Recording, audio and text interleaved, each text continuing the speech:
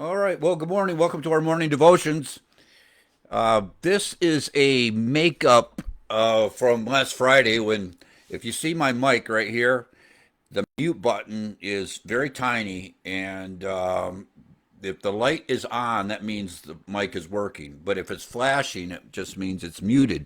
So in the middle of my devotions on Friday, sometimes I move my mic a little closer. Anyway, I touched it, and I wrapped up everything, and we were all done. And then I try to listen to it to make sure everything's good. And of course, everybody that watched the video or the morning devotions from Friday, it stopped around the 17-minute mark. And then my eyes just went over, and I'm looking at my mic, and and the mute button is flashing. I went, well, there you go. Nobody to blame. It's operator error. Operator error. He bumped that button. So what I'm going to do is I'm going to finish up chapter 14. I think this is important stuff. Sometimes, it's all important, but I think it's important that we get through this. So we're back into 2 Samuel chapter 14. I'm going to be looking at verses 25 through 33 in regards to Absalom. And the we left on verse 24, setting the trajectory for the remainder of the passage. In verse 24, after there's this big scheme Joab has to get David to call Absalom back to Jerusalem, when he comes back, when Joab comes to get him and he comes back, it's interesting in verse 24, which is where I left off on Friday. It says, "And the king said, let him turn to his own house." That is, after longing for him, desiring to see him, all of the things we've addressed before, he doesn't see him. He says, yeah, just send him home to his place. And then it goes on, and let him not see my face. See, this is the unusual thing. I entitled this "The King's Odd Relationship with His Son Absalom." I used the word odd, and this is something I said last week, because it's hard to explain this as far as father-son relations. The Bible never tells us exactly why he does this. It's just that they assert the fact that after David just wants to see Absalom, would go and see Absalom, and chapter 14 begins by saying, "And Joab the son of Zeruiah perceived that the king's heart was toward Absalom." That is, he wanted to see Absalom. So now he's back, and then the king says, "Well, I don't want to see him." There you go. That is the tension in this chapter. Uh, Joab realizes that he does want to see his son, that he's preoccupied with seeing his son. So Joab goes through this big scheme with this lady from Tekoa to get David to call him back. And then when he calls him back, David says, "I don't want to see him." And that tension right there between verses 1 and verse 24, I can't explain that. We can surmise things, but the Bible doesn't tell us.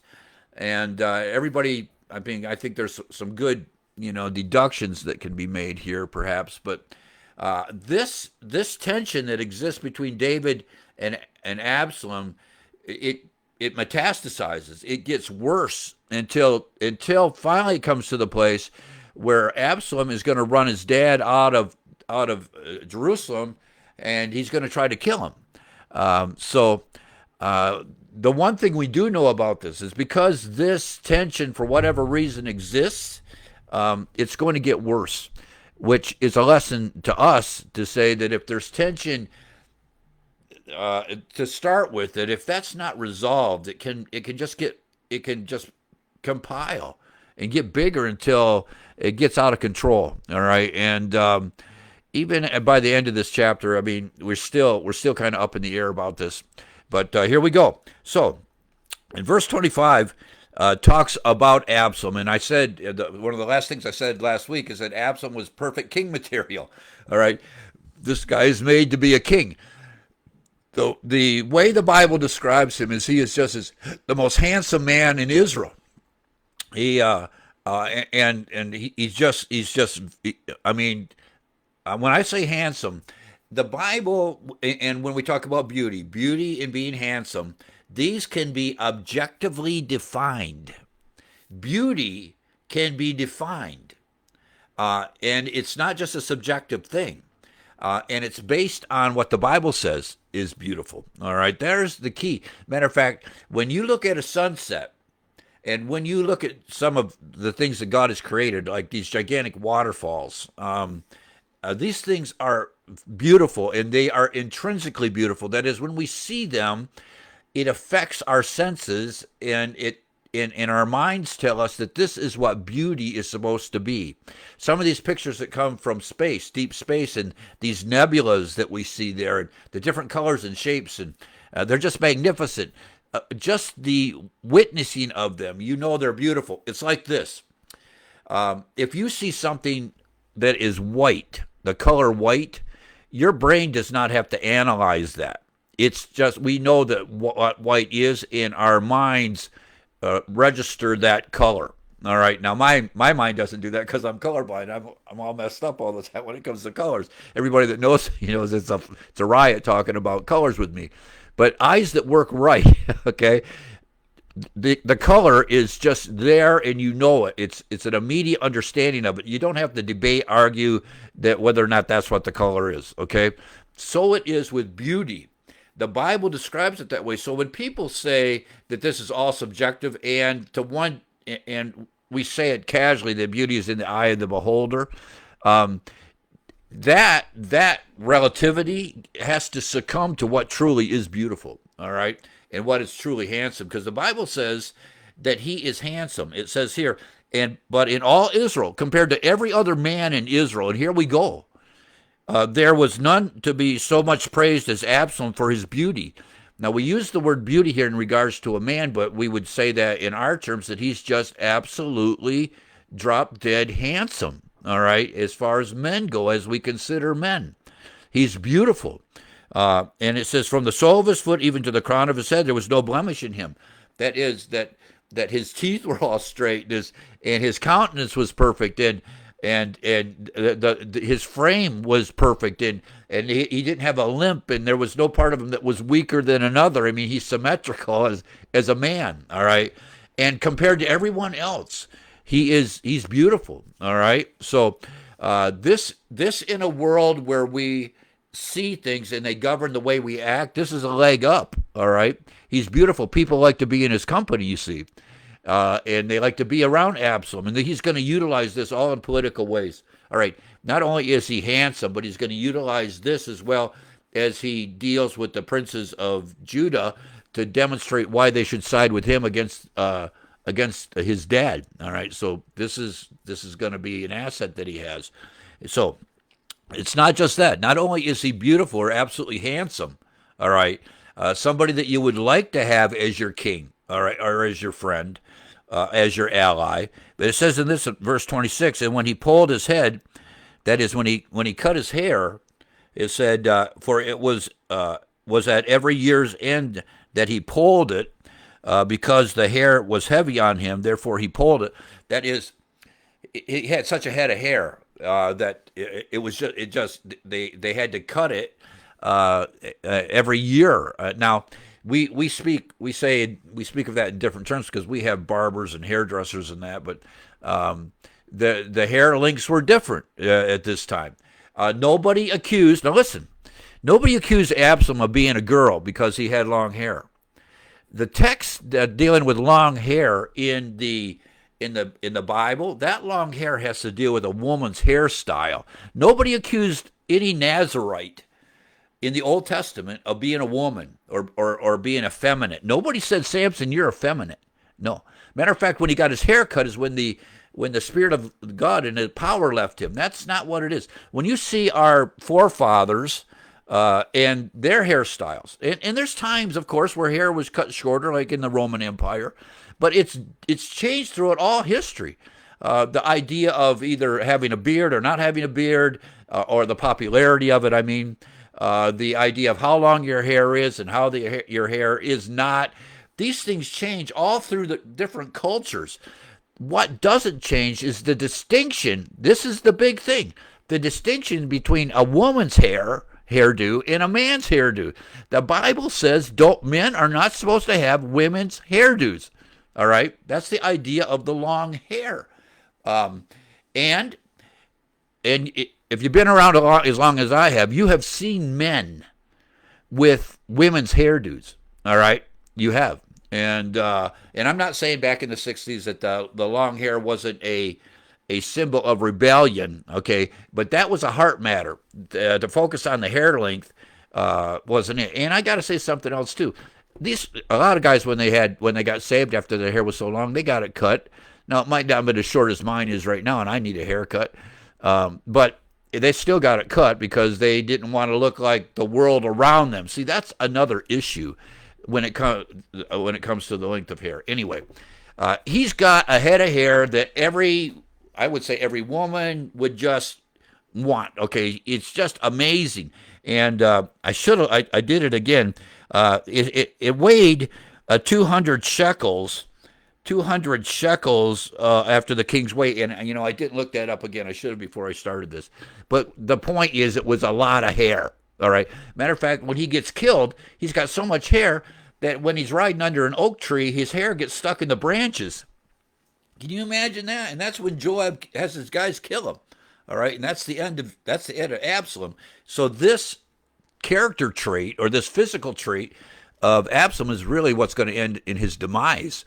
So we have here, it says, no, in all Israel there was none to be praised as Absalom, and he has this gigantic head of hair, which is important to note here because it's going to be important down the road. And it says, then it tells us about Absalom's family. And unto Absalom there were born 3 sons, 1 daughter, whose name was Tamar. She was a woman of fair countenance. That is, she's beautiful as well. All right, which is what we would expect. All right, we have the 3 boys and 1 girl, and I say every time I read that, that's my family. I have 3 sons and a daughter, all right, and my daughter's beautiful. Anyway, this is the same thing, all right. And this is telling us about the family. So he's back in town. He hasn't seen the king, and we pick up from there. But this is who Absalom was, and we need to get this in because there's nothing unfavorable about Absalom. That is the point. All right, nothing unfavorable about Absalom as the Bible depicts him here in these early stages of his relationship with his dad. And then it says this, and here's verse 28, and this is sad. You go up here to 24. So he hasn't seen his dad when he first gets into town. I mean, that is one instance. But here in verse 28, this is powerful. It says, so Absalom dwelt 2 full years in Jerusalem and saw not the king's face. 2 full years. He just lives across town or just down the street. And the king never calls him. The king never says, come over for lunch. He never does that. He never says, let's meet for coffee. He doesn't do that. This is the king. The king can do whatever he wants. But in 2 years, he never gets a hold of his son. This, I argue, is all on David. This is all on the dad, all right, because he's the king and he's really the one that determines what happens in the realm. It's the king.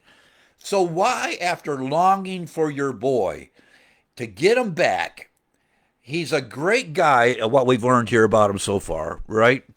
And he's just down the road from you or just across town. He's in town, and dad never comes to see him for 2 years. 2 years.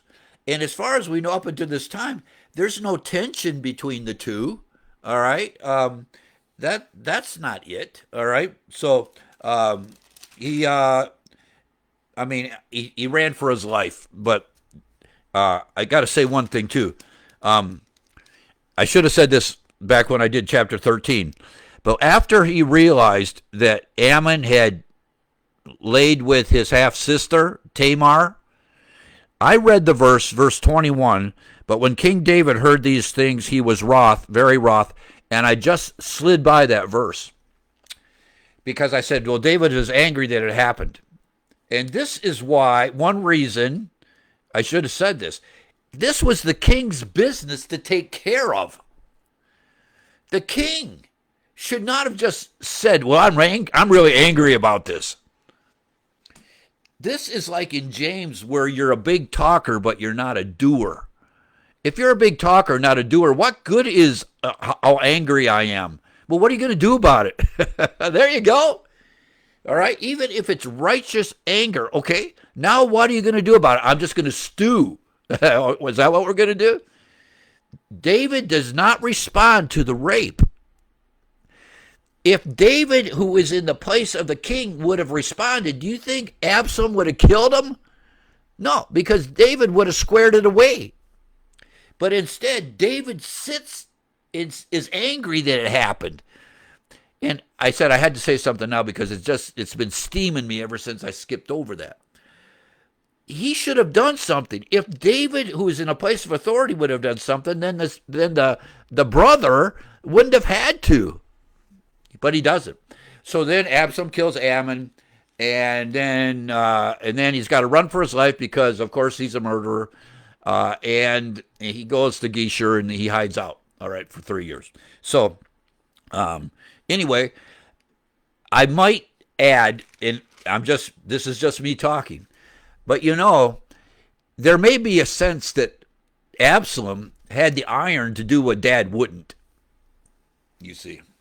Now I know it was murder, but it was rape that he is vindicating. All right, but David has him back. I'm not saying that murder's right. Don't get me on this. I'm just talking about between father and son. The king was in the position to adjudicate this as the king. All right, legally. So her brother didn't have to. Tamar's brother Absalom didn't have to, but the king didn't, and Absalom did.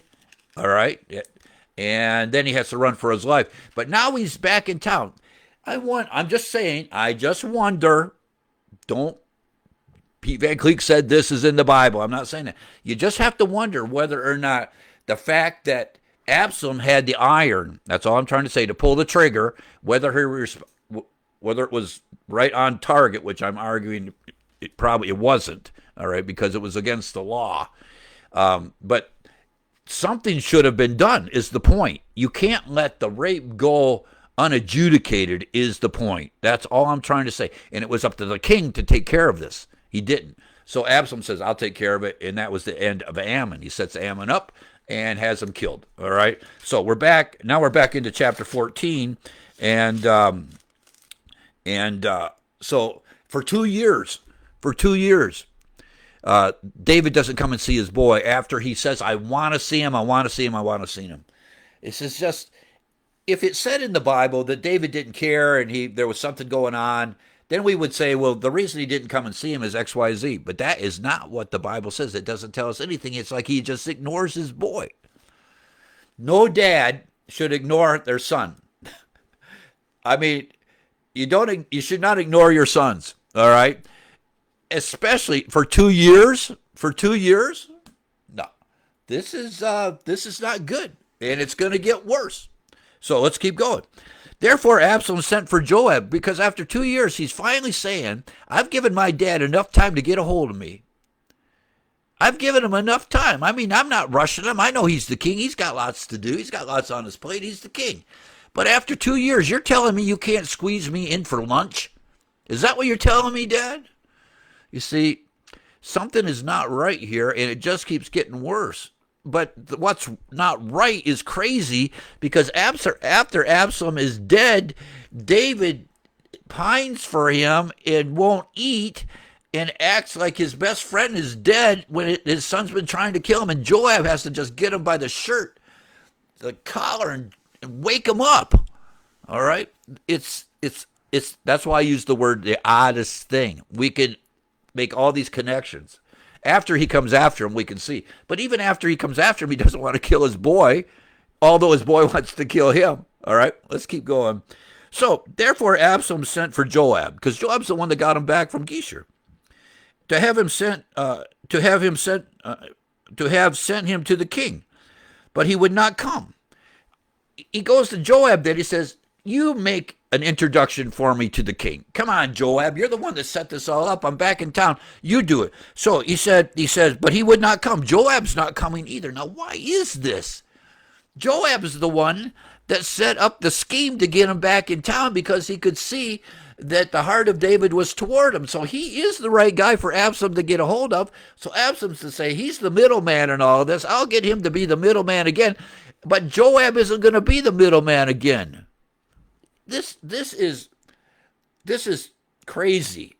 It's just what the Bible says. What is And we're all in Absalom's shoes. What is Absalom supposed to think? What is he supposed to think about all this? Is he supposed to think Dad's been pining for me? No, he's supposed to think Dad didn't care a lick about me. That's what he's thinking. And then because Joab is the nephew of David, I mean, from Bethlehem, there's David's sister's son. He said that the family is in cahoots against me. That's all he's saying. I mean, I'm throwing that in there. But everybody from Bethlehem doesn't care about seeing me. That is what Absalom, is saying, and I'm just throwing that in there. Is that what he's thinking? My hometown, they're not interested in what happened, and especially they're not interested in what happened to my sister. They let that go, and I had to do something about it. All I'm saying is somebody should have done something about that.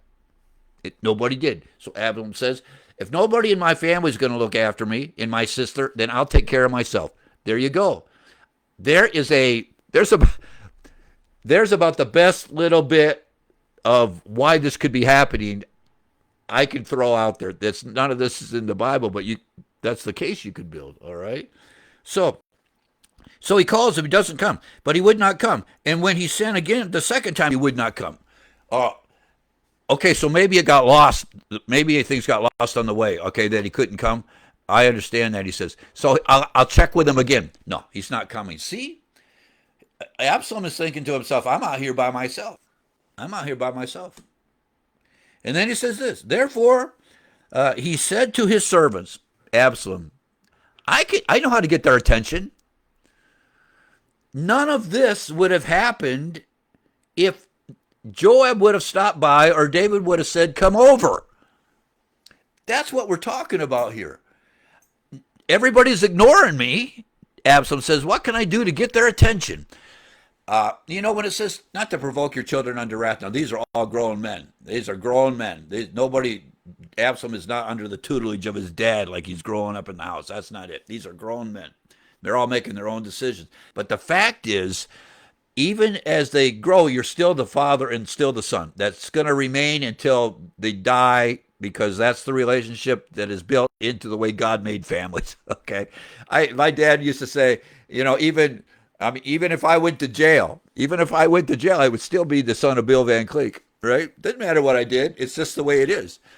We will always be our dad's sons, and I will always be the dad to my boys and my daughter. That's the way it is. No matter who or what we are, that is the way it is. All right. So all I'm saying is, in the father-son relationship, because he can't get his dad's attention, he's just going to use a big boy way, a grown-up way of getting his attention.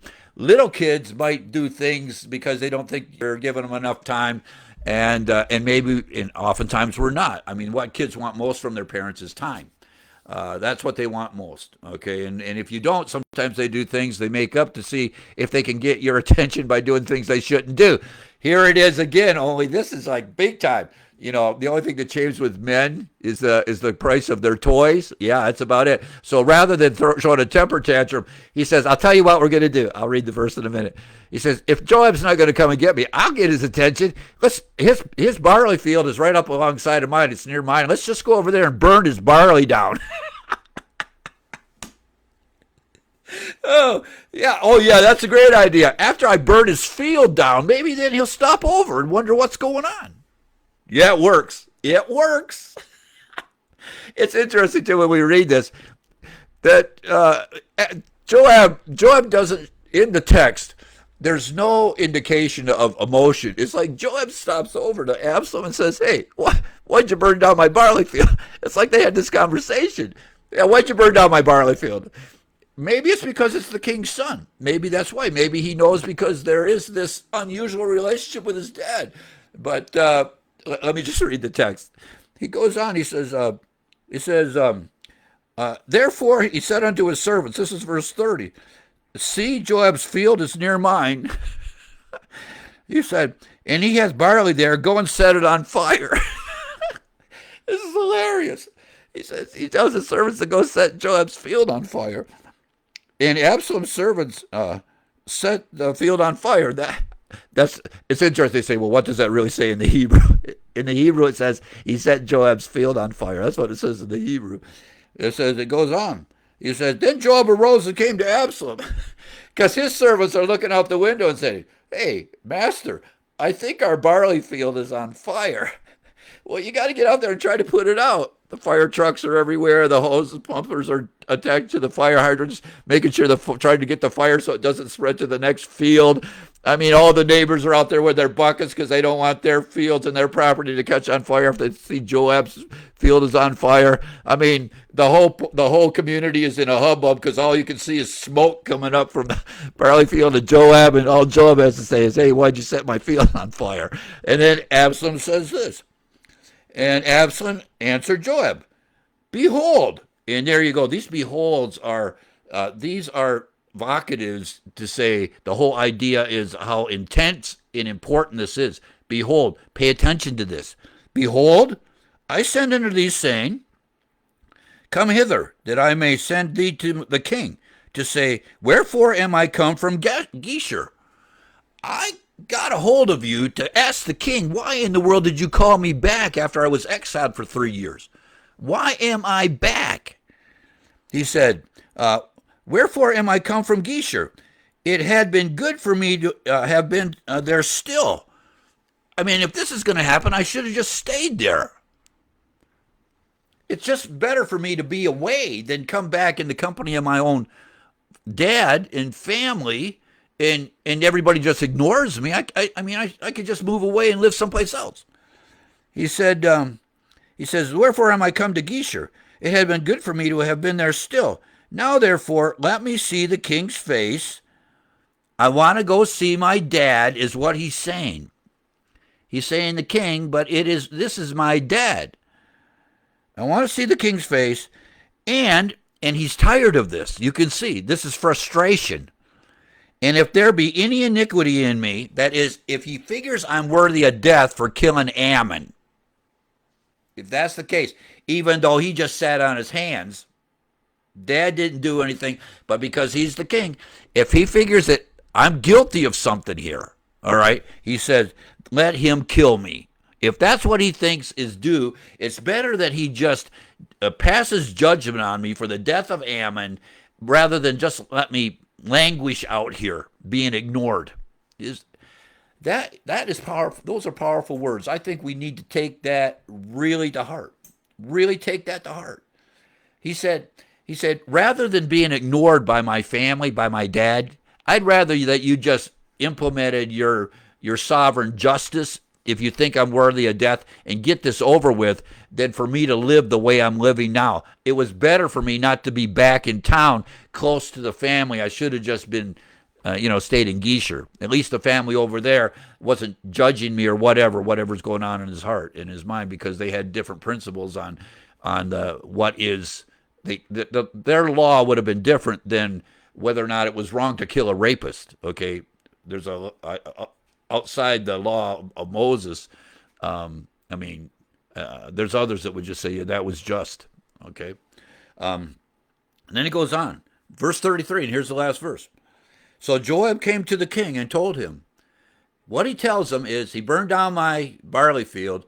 He says, why do you bring me back? He said, if I've done anything wrong, he's had it up to here, and if you feel like he's worthy of death, then that's it. But this has got to stop. This is what Joab is telling him. And when he had called for Absalom, that is, I think this is Joab calling for him here. Could be the king. And when he had called for Absalom, he came to the king. So Joab is calling him. So says, yeah, okay, your dad's ready to see you. He comes to see the king. Isn't this interesting? This is his dad. All this vocabulary is the king. Like, I'm the king and you're my son, but I'm royal and, you're in the line, but the way this does not talk about David being his father. All right, the king. He came to the king and bowed himself on his face to the ground before the king. That is, he honored and respected David, his father, as the king of Israel. It's right here. He's bowing with his face to the ground. This is obeisance within recognizing the authority of his dad, who is the king of Israel. Absalom is acknowledging this right here. All right. And then And the king, and this is the last line, and the king kissed Absalom. And the king kissed Absalom. And that's where this ends. It is the most unusual portion of scripture that I think in all the Bible, because I mean, and if you line up preachers, they've all got ideas, and I think it's probably worthwhile, as long as they're students of the word, to listen to their insights on this. But if you just stick with the text, it's tough to see how on one part David loves him, he's going to kiss him here, he longs for him, but he doesn't see him when he first gets back, and he waits 2 years until Absalom burns down Joab's field to actually see him. So I'm just going to leave it with that. That was the part of the video that I deleted. And I'm looking down here, and my mute button is bright, so I think we're good. So this is Monday. We're off to Monday. It's the first Monday of March. March is on the way to summer, all right? And so I love summer. I could just live where it's summer, except I don't want to live in Florida. But I like it being warm, okay? If I could have summertime here in the mountains of southwestern Virginia in the Blue Ridge, that would be like perfect. All right. Well, the Lord bless you. You have a great day. Any comments, questions, suggestions? You know, everybody's free. You know, post whatever you'd like. I just got a note from Facebook that anything that I have put on Facebook Live is going to be deleted after 30 days. Now, I don't know if, I think maybe that's a regular practice. Now, I'm saving all of this on YouTube, which doesn't have that problem. All right. But I just thought I'd let you know. I just got this note. Anything that's over 30 days is going to be deleted. So this whole record of all this Facebook Live, everything I've done, which I've been doing for, months. What is this? This is episode 185. Anyway, they're going to delete it. So, but I think I have almost everything over on YouTube. So, okay, Lord bless you. You have a great day. And Lord willing, I'll see everybody tomorrow. We'll see you. Bye.